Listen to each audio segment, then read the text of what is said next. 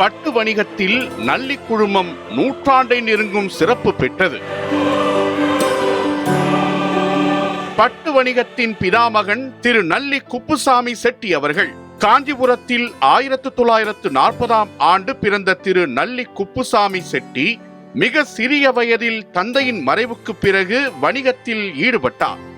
தொழிலதிபர், எழுத்தாளர், கொடைவள்ளல், இசை பிரியர் என பல சுவையான தனது வாழ்க்கை பயணத்தின் தருணங்களை இந்த நேர்காணலில் மனம் திறந்து பேசுகின்றார்.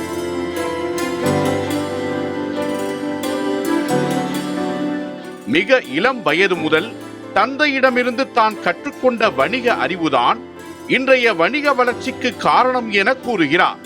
பட்டு வணிகத்தோடு கடை அமைந்துள்ள டி நகரில் நிகழ்ந்த பரிணாம வளர்ச்சியின் நினைவுகளை வரலாற்று புள்ளி விவரத்தோடு குறிப்பிடுகிறார் இந்த நிகழ்ச்சியில்.